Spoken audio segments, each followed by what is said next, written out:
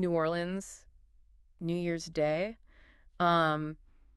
You'd think the hangovers would be the worst of it, right? But not this year. No. The city woke up to something far worse, a horrific attack on Bourbon Street. Right. A pickup truck just plowing into a crowd. 15 people dead, 30 injured. It's a case that just strikes you with the randomness of it, you know? Right. It's at Bourbon Street on New Year's Eve. Yeah. Could have been anyone out there celebrating. Exactly. And just like that, a night of fun turns into absolute war. And that's what makes it so disturbing, right? Yeah. We've got news reports coming in focusing on the suspect, Right. Shamsud-Din Jabbar, Okay. and just the whole investigation as it's unfolding. And what we're going to try to do in this deep dive is really understand not just what happened, Okay. but who Jabbar was, Right. and if this is connected to something bigger, you know, like terrorism. Well, and there are already some red flags popping up from what we're seeing. A black ISIS flag was found on the truck's hitch. And even President Biden himself is saying Jabbar's online activity hinted at ISIS. Okay, so let's break down the events as we know them so far. It's 3:15 in the morning. Bourbon Street's still packed. Right. Jabbar drives this rented pickup truck right onto the sidewalk, Okay. bypasses a police barricade completely, and plows straight into the crowd. It's chaos. Yeah. People scattering, screaming. It's a horrifying scene. It doesn't stop there, though. No. He then gets into a shootout with police. Jabbar's killed in the exchange. Yeah. And 2 officers are injured. Wow. Authorities, they didn't hold back. No. The police superintendent called it pure evil. And the mayor promised a relentless pursuit of justice. Wow. Yeah, you can really feel that everyone is scrambling for answers. Yeah. What really stands out to you from these early reports? I think besides that ISIS flag, Yeah. the fact that they found potential IEDs, not only in Jabbar's car, Oh, wow. but also planted in the French Quarter. So this wasn't just some spur-of-the-moment thing. No, not at all. This was... The level of premeditation here Oh, right. and the potential for even more destruction. Yeah. It's absolutely chilling.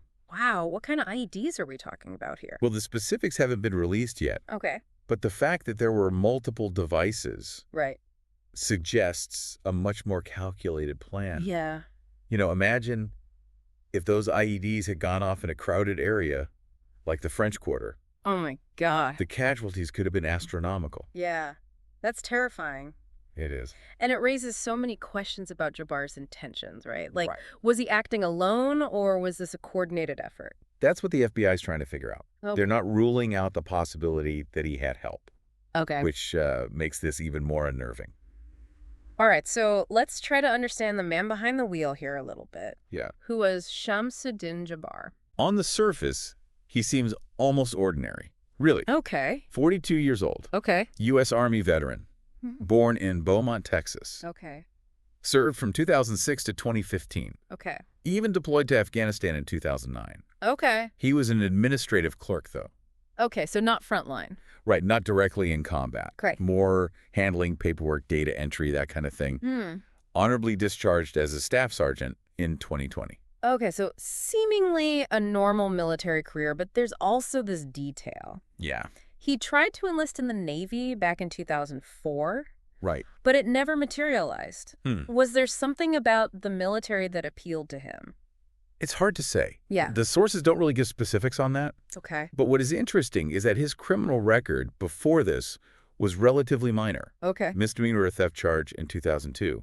Driving with an invalid license in 2005. Okay. Nothing that would really scream future mass murderer. Yeah. You know. Right, and this is where the contradictions start to pop up. Exactly. This guy who commits this horrific act also graduated from Georgia State University with a BBA. Right, a Bachelor of Business Administration. Yeah, a business degree. So we're not talking about someone who lacked opportunities or intelligence here. Right, and that's what makes this so puzzling, right? It really is. You're trying to reconcile these pieces of information. Yeah. We have a seemingly educated person, Right. relatively ordinary, but then this brutal act of violence and these hints at terrorism. How do those two realities coexist? It's like we're missing a huge piece of the puzzle here. Yeah, it really is. And even those who knew him personally seem to have been caught off guard. Right. His childhood friend, Chris Poussin, described him as quiet, reserved, smart, articulate, said he was completely blindsided by this news. Wow. That it was a complete 180 from the person he knew.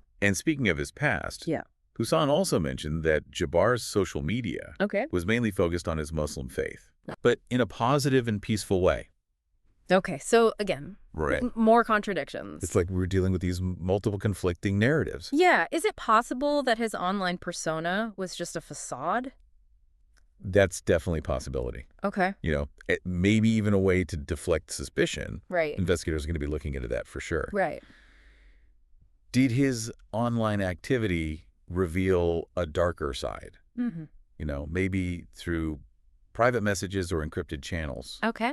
We'll have to see what the digital forensics turn up. Okay. It's like we're peeling back layers of an onion here. It is. Every layer, we get another contradiction, another piece of this puzzle. Exactly. And then there's his personal life to consider. Right. Jabbar was married twice, both ending in divorce. Okay. One in 2012, the other just last year in 2022. So potentially 2 failed relationships. Maybe some emotional turmoil there. Right. Could that be a factor? It's possible. Yeah. It gets even more complicated. Yep. In 2020, his second wife filed a temporary restraining order against him. Wow. It barred both of them from causing harm or making threats to each other or to their child. So there was some serious conflict there. Yeah, definitely tension in that relationship. Wow, a restraining order, that definitely adds another layer of complexity here. It does. What happened after that was filed? Well, it's interesting. Okay. The divorce case was initially dismissed that year, then refiled in 2021. Okay. And they were eventually granted joint custody of their child in 2022. Okay. So it seems like a very tumultuous period for him. Right. A lot of ups and downs, legal battles, emotional stress. Yeah. You have to imagine that that takes a toll. Absolutely. And all of this happened just a couple of years before the attack. Right. So it makes you wonder, was there a breaking point for Jabbar? Yeah, was there something specific that triggered this? So many unanswered questions. Right. It's like we're looking at a puzzle with half the pieces missing. Exactly. And that's what makes this deep dive so fascinating, right? Yeah. We're not just recounting the facts. Right. We're trying to understand the motivations, the psychology, the complex web of things that could have led to something like this. Okay, so we've got this picture of Jabbar so far. Right. Veteran, seemingly normal life, Mm-hmm. but also potential marital problems. Yeah. And this disturbing online presence hinting at ISIS. Right. Anything else about his background that stands out before we move on? Well, there's one more detail. Okay. In a 2020 YouTube video, Jabbar describes himself pretty simply. Okay. Mentions being born in Beaumont, Texas, working in real estate after leaving the military. Okay. And his real estate license actually expired just last year in 2023. Interesting. So he was trying to build a life for himself? Yeah, it seems like it. Working in real estate, but the license expired? Was he struggling financially? Could that have been a factor? It's certainly possible. Right. Financial stress can be a huge burden. Yeah. And we know he was dealing with the divorce and child custody at the same time. Right. All these things kind of converging. Exactly. And to add to the confusion, right, Jabbar's sister-in-law was completely shocked by the news, calling him the nicest person I've ever known. A good man who took care of his children. Wow. Her reaction was simply, I really don't know what happened. It's a sentiment that seems to echo throughout this whole thing. Yeah. This jarring disconnect between the violence and his seemingly ordinary life. Yeah. It's a chilling reminder that sometimes the people we think we know are capable of things we could never imagine. A sobering thought, for sure. Yeah. So where do we go from here? Yeah. How do we start to make sense of all these conflicting narratives? Well, that's the million-dollar question, isn't it? Yeah. And unfortunately, there's no easy answer. Okay. But I think it's important to avoid jumping to conclusions. Yeah. The investigation is still in its early stages. Right. And there's a lot we just don't know yet. Okay, but we can at least look at some potential avenues of inquiry. Right. For example, what role did his military service play? Could his deployment to Afghanistan have had some lasting impact on his mental state? That's certainly a possibility. Okay. Post-traumatic stress disorder, or PTSD, is a very real issue for veterans. Right. And it can manifest in many different ways. Okay. It's possible that Jabbar was struggling with unseen demons that ultimately led him down this dark path. And what about his social media activity? Right. President Biden mentioned posts suggesting ISIS inspiration. But his friend described his online presence as positive and faith-focused. Right. Could there be a hidden side to his online life? Absolutely. Encrypted messages, connections to extremist groups, those are all things investigators are going to be looking at. Right. The digital footprint can reveal a lot. Yeah. Especially in a case like this where there are potential terrorism links. Okay. So again, like peeling back layers of an onion. Exactly. And then there's the issue of the potential IEDs. Right. What does that tell us? It suggests a level of premeditation and planning that goes beyond a simple act of rage. Right. It's like he was setting the stage for something much bigger. Exactly. Much more devastating. The French Quarter is a major tourist destination. Yeah. Imagine the carnage if those IEDs had gone off during the day. Oh, gosh. It's a horrifying thought. Makes you wonder what his ultimate objective was. It does. Was the attack on Bourbon Street a distraction? Was he planning to hit multiple locations? That's what they're trying to figure out. Right. Were the IEDs meant to be detonated remotely? Were there specific targets? Right. These are all crucial questions that will hopefully be answered as the investigation goes on. Okay, so we've got potential IEDs, potential ISIS inspiration, Right. and the possibility that Jabbar wasn't alone. What does all this tell us about the bigger picture here? Well, it raises the question, Yeah. was this a lone wolf attack inspired by extremist ideology or a coordinated effort directed by a larger organization? So are we talking about a homegrown terrorist here?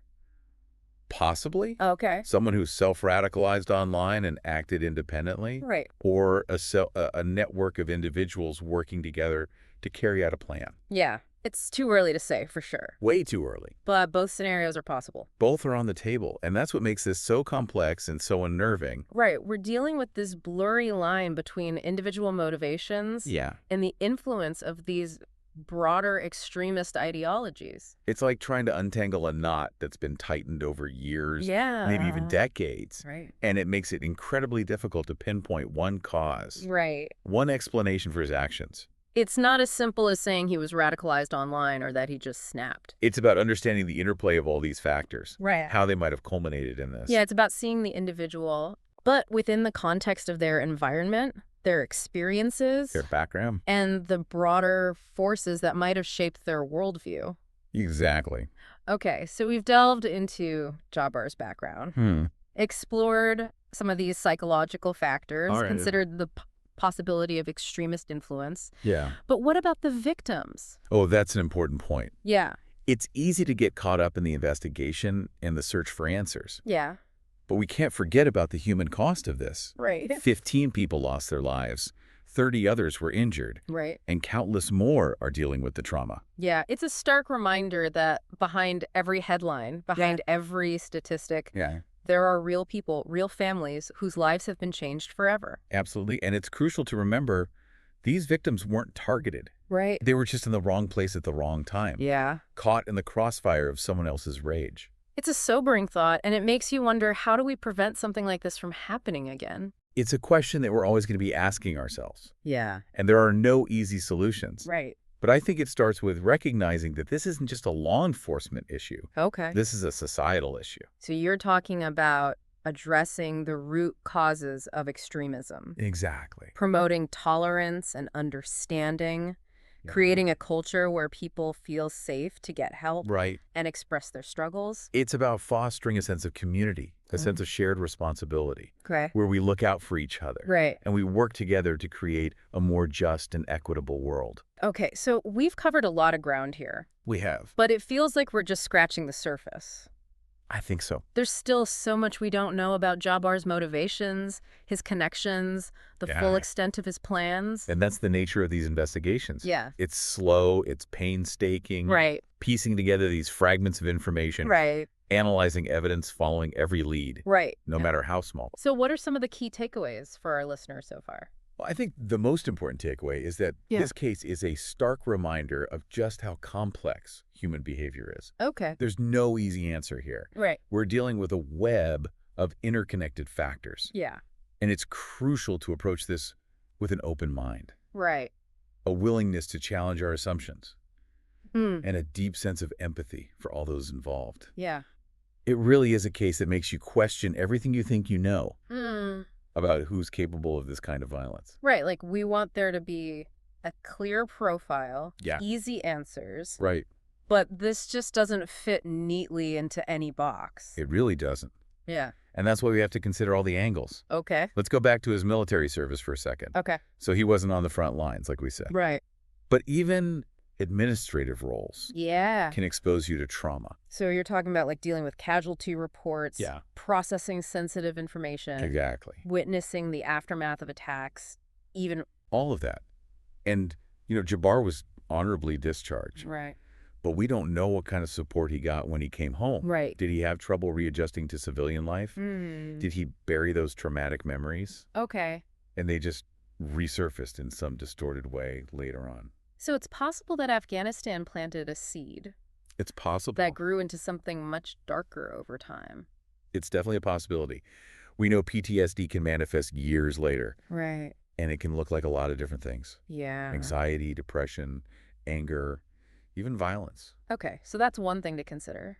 Mm. But then there's the social media activity, Right. which paints a very different picture. Yeah, his friend talked about his post being positive, faith-focused. Right. But then President Biden saying there's stuff online suggesting ISIS. So how do we reconcile those two things? Well, this is where the idea of a digital double life comes in. Okay. It's possible Jabbar was carefully crafting this public image Right. while engaging in more extreme stuff behind the scenes. Mm. Maybe through encrypted messages, private groups. So like his public profile was a way to blend in, fly Yeah. under the radar, Exactly. while he was being radicalized or even plotting something in secret. It's a chilling thought, It is. and it highlights how difficult it is to monitor online extremism. Right. It's not always about obvious hate speech Yeah. or calls to violence. Sometimes it's these subtle cues, Right. coded language, or even stuff that seems harmless on the surface, Right. but it's masking something much darker. It's like a secret language almost. It Because can- only certain people can understand. Right, and that makes it incredibly difficult for law enforcement Yeah. to catch these potential threats before it's too late. So it's not just about watching what people post online, No. but also paying attention to changes in their behavior in real life. Absolutely. It's about connecting the dots online and offline. Okay. And that leads us to another important piece of this puzzle, Right. The IEDs. the IEDs. We need to talk more about those. Okay. What can you tell us about them? Well, just the fact that they found potential IEDs, Yeah. not just in his car, Right. but also planted in the French Quarter, Right. tells us this was planned out. Okay. This wasn't just a spur-of-the-moment thing. Right. Like he was setting the stage for something bigger. Much bigger, Yeah. more devastating. The French Quarter is packed with people. Exactly. Imagine if those IEDs had gone off. Oh my gosh. It doesn't bear thinking about. Makes you wonder what he was really going for. It does. Was the Bourbon Street attack just a distraction? Was he going to hit multiple spots? That's what they're trying to figure out. Right. Were the IEDs supposed to be detonated remotely? Hmm. Did he have specific targets in mind? Right. So many questions. These are all critical questions that we hopefully will get answers to. Yeah, as the investigation continues. Exactly. So we've got potential IEDs, Right. potential ISIS inspiration, and he might not have been alone. It's a lot to unpack. What does this all tell us about the bigger picture? Well, it raises the question, was this a lone wolf attack Okay. inspired by extremism? Or was this a coordinated thing, Yeah. Okay. directed by a bigger terrorist group? So are we talking about a homegrown terrorist? Yeah, possibly. Yep. Someone who went down the rabbit hole online, Yeah. got radicalized and acted on their own. Right. Or are we talking about a cell, Okay. a network of people working together Yeah. to carry out an attack? It's too early to know for sure, Way too early. but both are possible. Both are on the table. And that's what's so scary, It is. because it's this blurry line between what's happening in someone's head Yeah. and the influence of these wider extremist movements. It's like trying to unravel a knot Yeah. that's been tightened over years, Right. maybe even decades. It's hard to pinpoint one cause, It really is. one explanation. You can't just say, oh, he was radicalized online, Right. or he snapped. There's more to it. There's always more to it. Right. It's about all these factors coming together It is. and how they lead to something like this. Yeah, you have to see the individual, Okay. but also understand their environment, Right. their experiences, Mhm. all the things that shaped their worldview. Right. So we've looked at Jabbar's background, Mhm. talked about the psychology. The possible psychology. Yeah. The Yeah. potential for extremist influence. Right. But what about the people who were hurt? The victims. Yeah, we haven't really talked about them. Oh, that's so important. It is. It's easy to get caught up in the investigation, Right. the search for answers. Yeah. But we can't forget about the human cost. Right. 15 people dead. 15 lives lost. Yeah. 30 injured. 30 injured. And countless more dealing with the trauma of that night. Exactly. It's a reminder that behind the headlines, Right. behind the numbers, Yeah. are real people, real families, Right. whose lives are changed forever. And it's important to remember those victims weren't targeted. They weren't. Right. They were just, there. yeah, in the wrong place. Wrong place, wrong time. Yeah. Just caught in the crossfire. It's heartbreaking. It is. It makes you wonder, how can we stop something like this from happening again? That's the question, isn't it? Yeah. And there are no simple answers. Right. But I think we have to start by admitting that this isn't just a job for the police. Okay. This is a problem for all of us. Right. So we're talking about getting to the root of extremism. Exactly. Teaching people to be tolerant and understanding. Building a world where people feel safe to ask for help, Yeah. to talk about what they're going through. It's about building a community It is. where we all look out for each other Yeah. and work towards a better world. A more just world, a more equitable world. Yeah, we've covered a lot, We have. but it still feels like we're just scratching the surface. Oh, absolutely. There's so much we still don't know about Jabbar. Right. What he wanted, why he did this. His connections. Yeah. The extent of his plans. And that's just how these investigations go. It is. They're slow, they're painstaking, They are. putting together these little pieces of information. Little bits and pieces, Yeah, analyzing evidence, following every lead.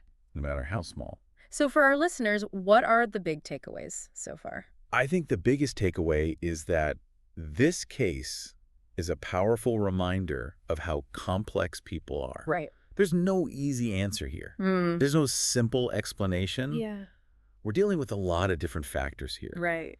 And it's so important to keep an open mind, Okay. be willing to question what you think you know, and have empathy for everyone involved. Yeah, it's a case that really makes you think about those hard truths, It does. The line between good and evil, it's not always so clear. That's right.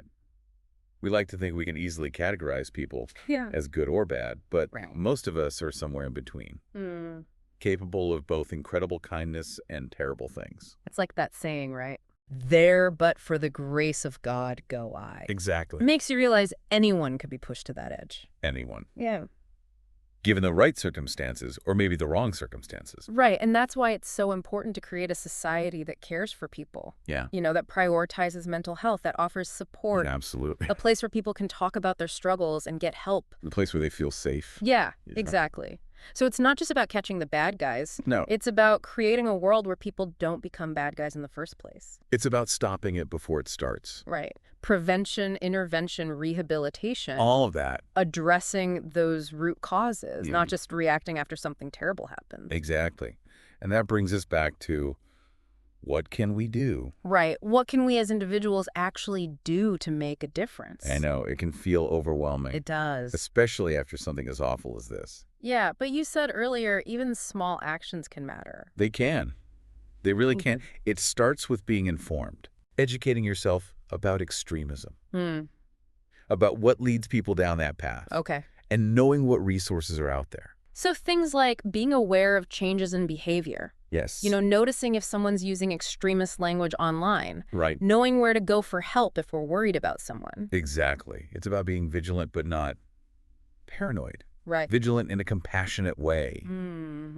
Creating this culture where we look after each other, Yeah. where we're not afraid to have those tough conversations, where we choose empathy and understanding over fear and judgment. You mentioned resources earlier. I did? Are there specific organizations that people can support? Oh, absolutely. Okay. There are so many groups out there Okay. doing incredible work to fight extremism, to promote tolerance, to help people who've been affected by violence. Okay. You've got groups like the National Center for Missing and Exploited Children, Okay. the Southern Poverty Law Center, the Anti-Defamation League. Right? So many good organizations doing good work. So much good work. And even just donating to those organizations or volunteering, Yeah. that can make a difference. Any little bit helps. Yeah. It's about showing that we're not going to stand for this. Right. We're not going to tolerate hate and violence. Yeah. We want to build a world where everyone feels safe and respected. Okay, so as we wrap up this deep dive, what's Yeah. the final thought you want to leave our listeners with? You know, as horrible as this tragedy is, Yeah. it can also be a chance for us to do better, Okay. to make positive changes. Yeah. It's a wake-up call. Right. We can't be complacent. We have to be active Right. in building a more just and fair world. Okay. It's not just about preventing these awful things from happening. Right. It's about creating a world where everyone belongs, Yeah. where we celebrate our differences, and where violence is never the answer. Well said. And for everyone listening, this is just the beginning. It is. Stay informed, stay involved. Keep learning, and let's keep having these conversations. Yes, because this is a fight we have to win. Yeah. Not just for ourselves, Right. but for the future. For everyone.